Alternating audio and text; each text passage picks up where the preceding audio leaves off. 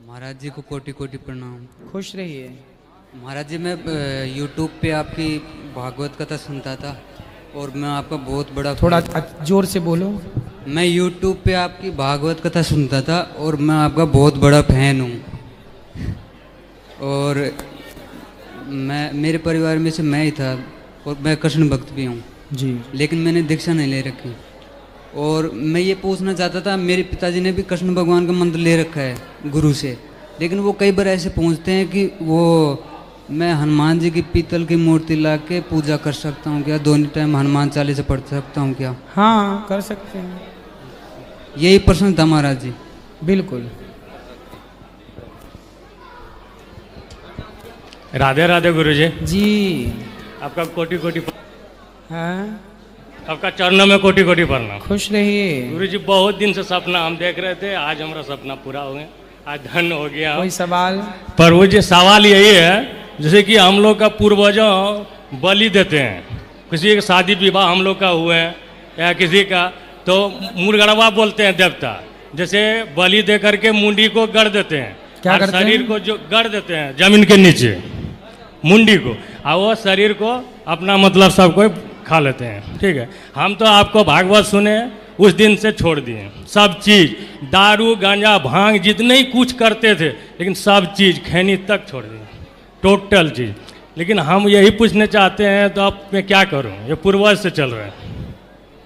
आप बलि मत दो, हाँ, जो देता है उसे देने दो। अच्छा, उस जगह पर क्या दें गुरुजी? नारियल चढ़ाएं, क्या चढ़ाएं? नारियल नारियल नारियल। नारियल। उत्तम। हाँ, और किसका सवाल? राधे राधे गुरुजी। जी। गुरुजी, सब कहते हैं कि सोने की लंका थी जो राख हो गई थी, बट सोना तो कभी राख होता ही नहीं, वो तो सॉलिड फॉर्म में हो जाता है जब। आज की कथा नहीं सुनी आपने? नहीं गुरुजी। फिर कथा भी सुना करो बेटा। आज की कथा में ही बताए थे ये सब। हमें पता था कि आप लोगों के दिमाग में कूड़ा करकट भरा रहता है, उसके लिए आज की कथा में हमने बताया था। आपको क्या लगता है, सोना नहीं जलता है? नहीं, सोना जलता है, बट जलने के बाद वो पहले सॉलिड लिक्विड फॉर्म में होता है, फिर उसके बाद सॉलिड फॉर्म में हो जाता है ना, तो राख कैसे हो गया? नहीं, सोना नहीं जलता। सोने की भस्म आती है कि नहीं? स्वर्ण भस्म ली है आपने? कभी स्वर्ण भस्म खाई है? नहीं। सुना है? सुना। बाजार में जाना, हाँ। दुकानदार से बोलना, पंसारी से, और जो मेडिकल वाले उनसे बोलना भाई साहब जरा स्वर्ण भस्म देना, वो आपको देंगे। बहुत महंगी आती है स्वर्ण भस्म, सोने को जलाकर ही बनाई, उसका नाम ही है स्वर्ण भस्म। जब स्वर्ण भस्म होगा तब ना स्वर्ण भस्म बनेगी। जैसे आपने देखा होगा मिठाई पर हाँ, वर्क लगी, वर्क होता है, हाँ। ऐसे सोने का भी वर्क होता है। हाँ, होता है। उसी तरह सोने की भस्म होती है, स्वर्ण भस्म। आपको सोना जलवाना है तो आप ले आना, हम जला के बतवाएंगे कि जलता है कि नहीं। जब ज्वालामुखी फटती है ना बेटा, तो पत्थर भी पिघलता है कि नहीं? हाँ, पिघल जाता है। हैं? अधिक ताप जब होगा, सामान्य ताप में नहीं होता सब चीजें, सामान्य से थोड़ा अधिक ताप में सोना लिक्विड फॉर्म में आता है पिघल कर, लेकिन जब और ताप बढ़ेगा तो वो जल जाएगा। जब पत्थर जल जाता है ज्वालामुखी से, माटी जल जाती है, तो सोना क्या चीज है? आप सुनार से पूछना कि यदि भट्टी में 1 ग्राम सोना डाला जाए और उसे बस जलाया जाए, तो वो 1 ग्राम सोना अच्छी तेज ताप में जलाया जाएगा तो कितना बचेगा? कुछ तो कम होगा। तो जो कम हुआ वो कहाँ गया? जल गया। बेटा ताप, चूल्हे, अच्छा लोहा पिघलता है कि नहीं? हाँ, पिघलता है। पिघलता है। तो चूल्हे की आग से आपका तवा क्यों नहीं पिघलता? क्योंकि वो टेम्परेचर उसके हाँ, सिंपल है। जब अधिक टेम्परेचर होगा तो लोहा पिघलेगा, और अधिक टेम्परेचर होगा तो फिर पिघलेगा नहीं, जलेगा। टेम्परेचर का खेल है बेटा। हनुमान जी ने जब आग लगाई लंका में, तो उस आग में इतना अधिक ताप था इतना अधिक ताप था कि वहां जल गया। ठीक है, धन्यवाद। ठीक है, किसी सुनार से पूछिएगा कि अधिक ताप में सोना जलता है कि गुरुजी नहीं। राधे राधे जी। आपके चरणों में कोटि कोटि प्रणाम। गुरुजी एक दिन सपना में मेरे को भगवान आए थे। कौन आपके- आए थे? भगवान। हाँ। जिस रूप में मैं बसा रखी हूँ ना, उसी रूप में दर्शन दे आपके चरण के धूल के लिए। तो मैं सोचती थी, बहुत दिन से सोचती थी, आपके चरण की वो चरणामृत मिल जाए। लेकिन गुरुजी सपना में भगवान कह रहे, अरे पगली, मेरा चरण के धूल तो रोज पीती है, जिसने तुम्हें हमारे तक पहुँचाए उनका ही चरण के धूल, उनका ही चरणामृत पी लो, तुम्हारा सफल हो जाएगा। गुरु आज सफल हो गया गुरुजी। बहुत दिन से मैं तरस रही थी, बहुत बार आती थी, मैं सोचती थी, लेकिन सोचल नहीं पूरा होता, लेकिन आज हो गया गुरुजी। आशीर्वाद दीजिए गुरुजी। खुश रहिए। सब बैठ जाओ, पीछे सब भक्त लोग बैठेंगे। बैठो बेटा। गुरुदेव आपके चरणों में कोटि कोटि प्रणाम। जी। गुरुदेव हम देख आदेश करिए कि मतलब आगे बढ़ोगे तभी तो दुश्मन बनेंगे, पीछे चलोगे तो कोई दुश्मन नहीं है। जो व्यक्ति तरक्की करेगा उसी के तो दुश्मन होंगे। गुरुदेव आपके अधिक दुश्मन हो गए, इससे पता लगता है कि आप सामान्य से अधिक तरक्की कर गए। गुरुदेव हम कई बार देखते हैं कि अपन लोगों का भला भी करते हैं, फिर भी कई लोग हम लोगों पे सवाल उठाते रहते हैं। उठाने दो। क्या अनिरुद्धाचार्य पर लोग सवाल नहीं उठाते? वही तो गुरुदेव हम लोगों को फिर लगता है। तो क्या लोगों के सवाल उठाने से हम भलाई का काम छोड़ दें? वृद्ध माताओं की सेवा करना, गायों की सेवा, विद्यार्थियों की सेवा, सबको अन्न क्षेत्र बांटना छोड़ दें? लोगों का काम है, वो या तो हमें अच्छा कहेंगे या तो बुरा कहेंगे, तीसरा कोई ऑप्शन भी तो नहीं है। सही बात। आपको या तो अच्छा कहा जाएगा या तो बुरा, तीसरा क्या था? कुछ नहीं। इसलिए ये प्रकृति है। राम को कुछ लोग अच्छा कहते हैं, राम को कुछ लोग बुरा कहते हैं। सीता माता को कुछ लोग अच्छा कहते हैं, अयोध्या में ही कुछ लोगों ने सीता माँ को बुरा कहा। तो ये सदा से चली आई है अच्छाई बुराई, इसलिए बुराइयों से घबराना नहीं चाहिए। यदि 100 लोग आपको अच्छा कहते हैं तो 10-5 लोग आपको बुरा भी कहेंगे, इसमें कोई बुराई नहीं है। गुरुदेव एक क्वेश्चन और है। अच्छी बात है जी। गुरुदेव हनुमान जी के लिए प्रसन्न करने के लिए कौन सी विधि है? राम की सेवा करो, राम के भक्तों की सेवा करो, दीन दुखियों की सेवा करो, तो हनुमान जी भी प्रसन्न होंगे, भगवान भी प्रसन्न होंगे। आपका आशीर्वाद सदैव बने। खुश रहिए। राधे राधे गुरुजी। जी। गुरुजी आपके चरणों में कोटि कोटि प्रणाम। जी। गुरुजी मुझे दीक्षा लेनी है। ले लो। गुरुजी मैं जब से आपको देखी हूँ तब से मन कर रहा है आपको ही गुरु बनाऊं। इसके लिए मैं गोरखपुर से आई हूँ। मुझे मुंबई जाना था, लेकिन टिकट यहाँ का करा कि यहाँ से गोरखपुर जाऊंगी।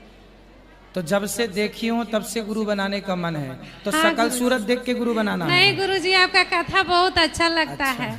आप भी बहुत अच्छे हैं गुरुजी। गुरुजी मुझे लड्डू गोपाल लेना है, तो कितना नंबर तक ले सकती हूँ? लड्डू गोपाल रख सकती हूँ? हाँ रख सकते हैं। कितने नंबर तक गुरुजी? अब भगवान जी का भी कोई नंबर होता है? नहीं, लोग पूछ रहे हैं 6 नंबर 7 नंबर कितने नंबर? पता नहीं, भगवान तो भगवान है, अब नंबर आप जानो। हमारे लिए तो सब भगवान है, बाकी नंबर आप सेट करो। तो बड़े रख सकती हूँ? रख सकते हैं, ज्यादा बड़े भी ना हो, जो आपसे आराम से उठा के आप स्नान ध्यान करा के वस्त्र पहना के श्रृंगार कर लो। बहुत भारी लेंगे तो कैसे उठाएंगे, कैसे वापस उनको उनके स्थान पर रखेंगे। ज्यादा भारी भी नहीं होने चाहिए, सिंपल। राधे राधे गुरुजी। मेरे बच्चों को आशीर्वाद दे दीजिए गुरुजी। जी जी, खुश मेरे रहिए। पति को भी आशीर्वाद दे। राधे राधे गुरुजी। अच्छा,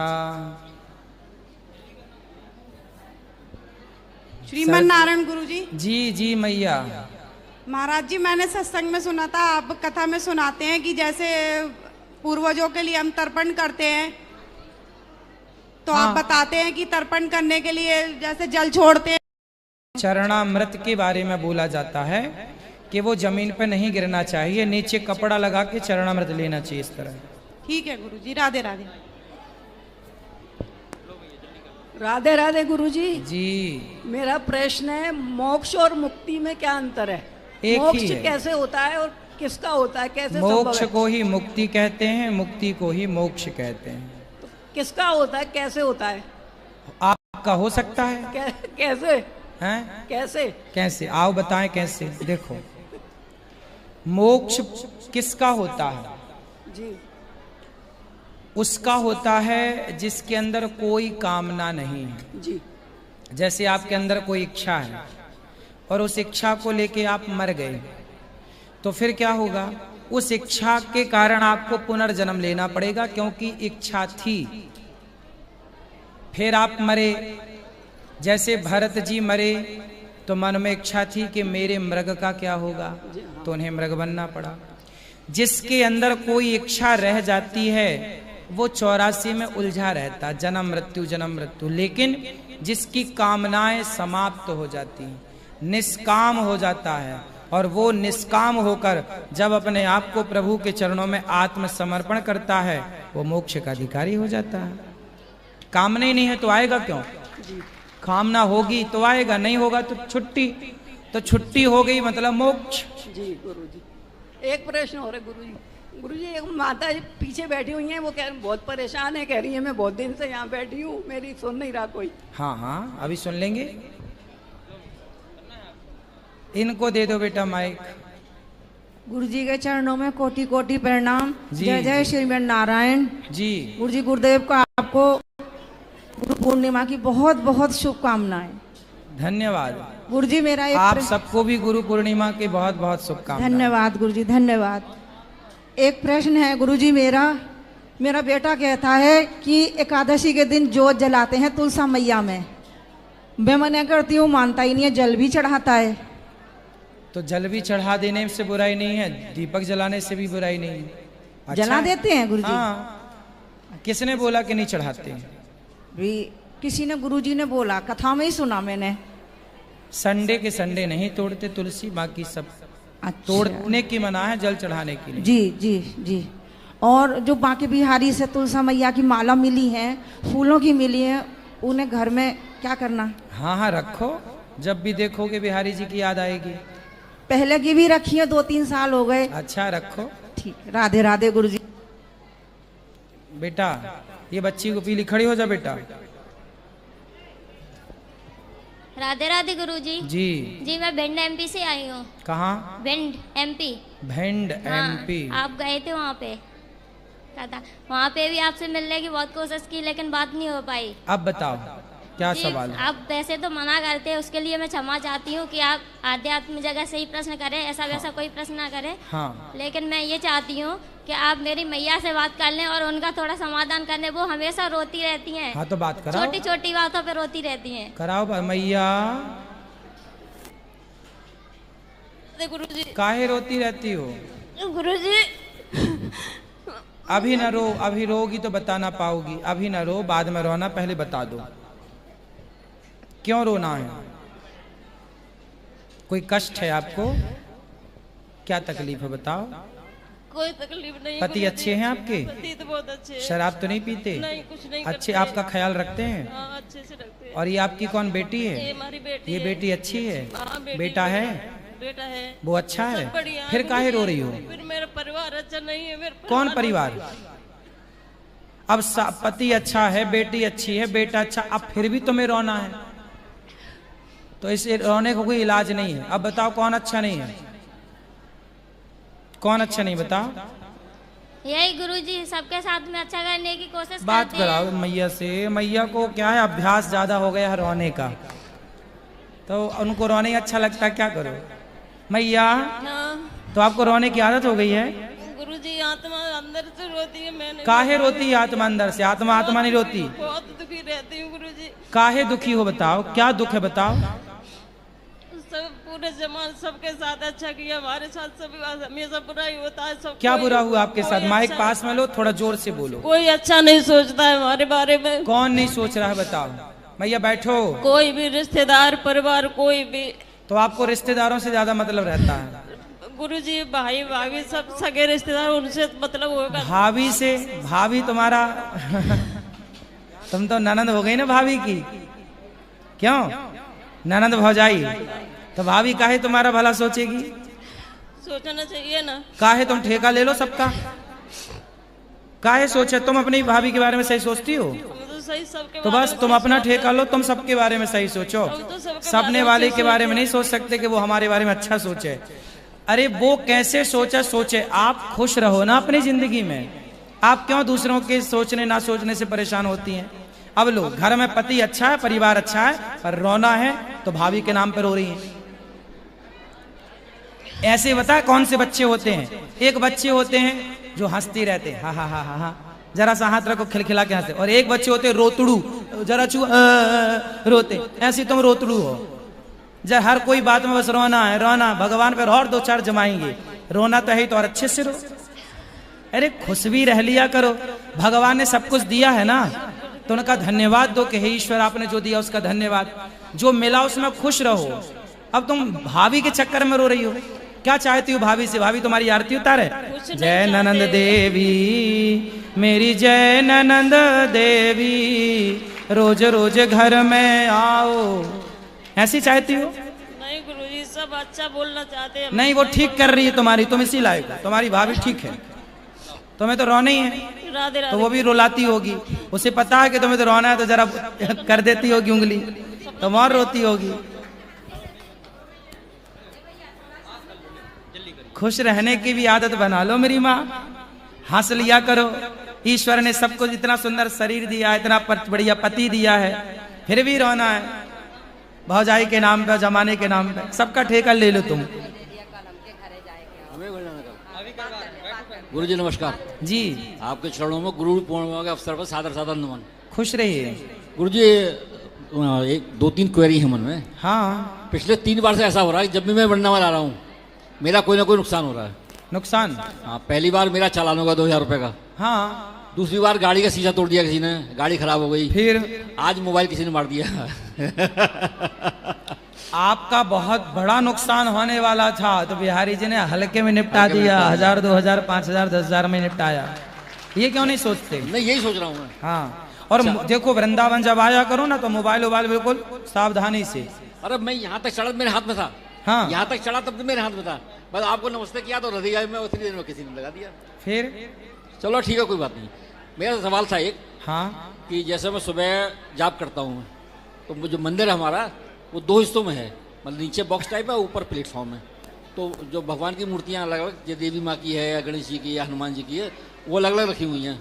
पहले मैं एक ही दिया जलाता था, अब वाइफ ने कहा नहीं ऊपर भी दिया जलाओ नीचे दिया जलाओ, तो ये ठीक है, गलत तो नहीं इसमें कुछ भी? 2 दिया जलाओ, क्या दिक्कत है?